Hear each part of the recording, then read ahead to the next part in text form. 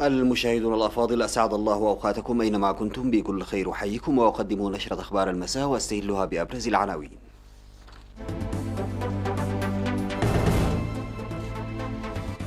التبرع ب 775 ألف دولار لمكافحة وباء كورونا. بناء سد في ماريت بنقفة.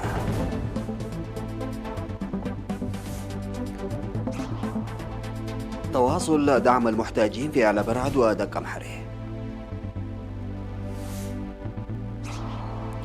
دول أوروبا تخرج تدريجيا من الإغلاق عبر التنسيق مع جاراتها.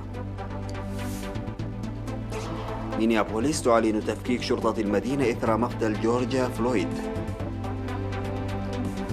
والرئيس اللبناني يدعو للوحدة الوطنية غداة احتجاجات شهدت أعمال عنف.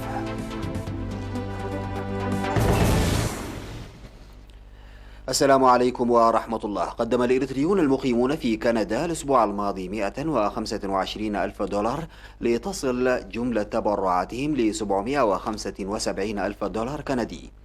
وأفادت القنصلية العامة لإريتريا في تورونتو إنه إضافة للتبرع السابق بمبلغ 650 ألف دولار كندي، قدم الاتحاد الوطني للمرأة الإريترية في مدينة كيتشنر واترلو 3643 دولار، والمركز الثقافي للإريتريين في مدينة كيتشنر واترلو وضواحيها 3000 دولار، وجالية الإريتريين الكنديين في مدينة غوالفا ويلتغن 1000 دولار، وأطفال وشباب مدينة هاملتون 1500 دولار، وأمهات دبر محرة كنيسة مدعان ألم الأرثوذكسية في سكاربرو 2200 دولار، وأمهات دبر محرة كنيسة مدعان ألم الأرثوذكسية في مدينة تورونتو 7000 دولار، إضافة إلى 4000 دولار مخصصة للذكرى الشهرية والجمعية التعاونية لأسر الشهداء في مدينة إدمنتون 3000 دولار كندي. من جهة أخرى، أعفى الإريتريون المقيمون في مختلف المدن الكندية مدفوعات إيجارات بيوتهم في أسمرة وأمهور وصلوت ودعر قولوس وسعد كريستيان ومندفرة وبارنت وتسني ودبروة وعصب وعد قعداد وكرن وعد سوكدو وسعد أنبا لفترة شهرين وثلاثة أشهر وخمسة أشهر وستة أشهر. وسماح السيدة ناصنة أمانييل باستخدام وزارة الصحة لمنزلها في دنبسنبل ل4 أشهر.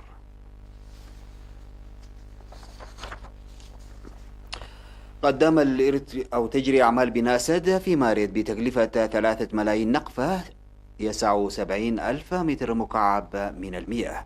وأوضح مراقب أعمال الإنشاءات عضو مكتب وزارة الزراعة في مديرية نقفة السيد محمد علي إن السد يهدف لتنمية المياه الجوفية وضمان مياه الشرب الصالحة والتنمية الزراعية.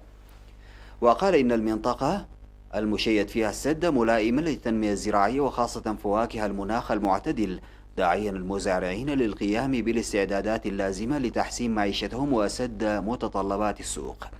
وأشار إلى العمل للحد من اندفاع المياه المنحدرة من جبال رورا حباب العالية وحماية السد من الطمي، مشيدا بمساهمة السكان لإنجاز أعمال البناء حسب الجدول الزمني المحدد.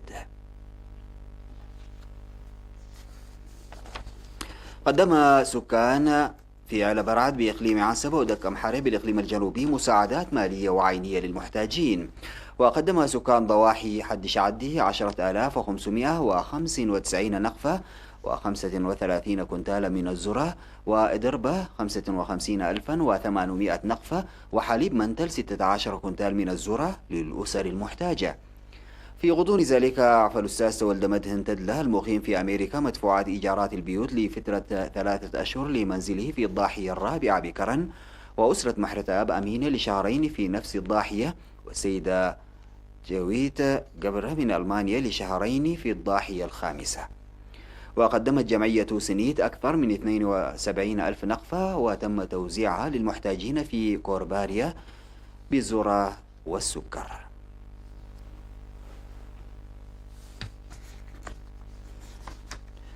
قدم المواطنون في مديرية حقات مساعدات مالية وعينية للمحتاجين، وقدمت شهادات تقديرية للمؤسسات والمتاجر المساهمة. وأفاد مراسل وكالة الأنباء الإريترية عن توزيع أكثر من 102 ألف نقفة ل 449 أسرة. وقدمت إدارة ضاحية أونجلي 24 كنتالا من الذرة، وضاحية عد عمر 20 كنتال ذرة، وضاحية فانا 14 كنتالا، وضاحيتي العدالة والحرية 82 كنتالا، وضاحية حشيشاي 82 كنتال من الذرة. في غضون ذلك ألغى السيد حامد محمد علي من مدينة كرن إيجار متجر ومنزل في حقات لشهرين، والسيد خيار محمد علي من حقات إيجار شهر، والسيد عمر إدريس من حقات إيجار شهرين لمنزله في مدينة كرن. بعد الفاصل سادتي نعود بالأخبار الخارجية.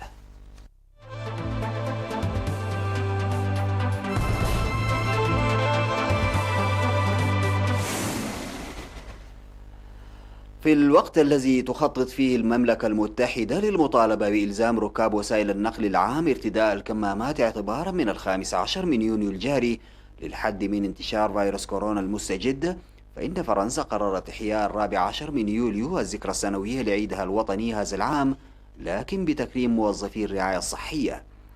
وبدأت المملكة المتحدة تدريجيا في تخفيف إجراءات الإغلاق التي تم إدخالها في أواخر مارس، حيث أعيد فتح بعض رياض الأطفال والفصول الابتدائية وتجارة السيارات خلال الأسبوع الجاري.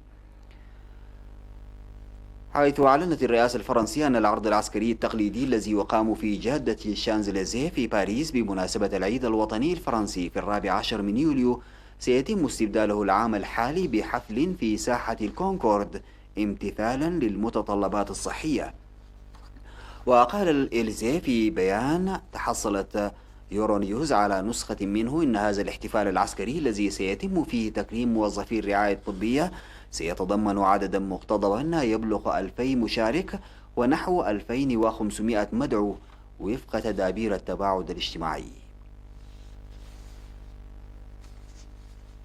أعلن أعضاء المجلس البلدي في مينيابوليس إنه سيتم تفكيك جهاز الشرطة في هذه المدينة الأمريكية التي قضى فيها جورج فلويد خلال توقيفه على يد شرطي أبيض في حادثة أدت إلى خروج احتجاجات بأنحاء البلاد وحول العالم.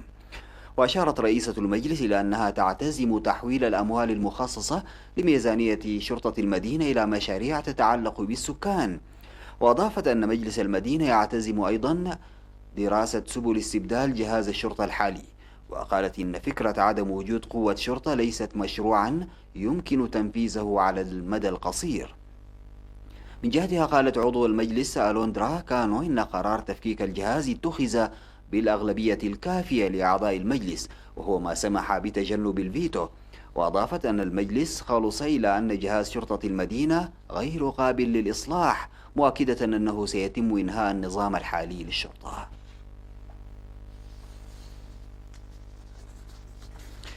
دعا الرئيس اللبناني ميشيل عون إلى الوحدة الوطنية بعد اندلاع أعمال عنف في أنحاء من بيروت بين أنصار الأحزاب السياسية المتنافسة، وينظر إلى الأزمة المالية التي بدأت أواخر العام الماضي وترجع جذورها إلى إهدار موارد الدولة والفساد على مدى عقود، على أنها أكبر تهديد لاستقرار البلاد منذ تلك الحرب. وردت وسائل إعلام محلية بسماع دوي إطلاق نار في بعض أحياء وضواحي بيروت خلال اشتباكات بين أنصار الأطراف المتنافسة، وبأن قوات الأمن اللبنانية انتشرت بأعداد كبيرة. وأطلقت قوات الأمن الغاز المسيل للدموع على متظاهرين في وقت سابق ردا على رشقها بالحجارة من المحتجين، تعبيرا عن غضبهم من النخبة الحاكمة وأسلوب معالجتها للأزمة.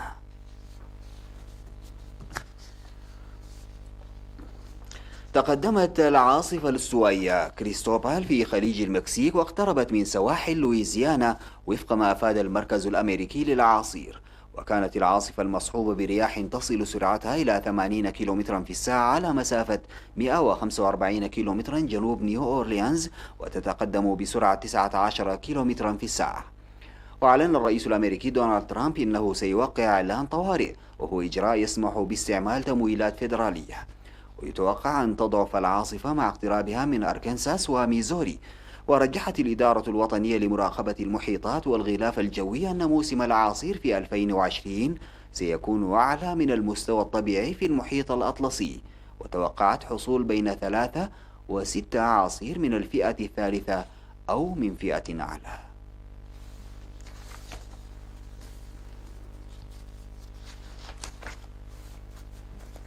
انتهت نشرة أخبار المساء قدمتها لحضراتكم من الفضائية الإريترية. شكرا لمتابعتكم، والسلام عليكم ورحمة الله تعالى وبركاته.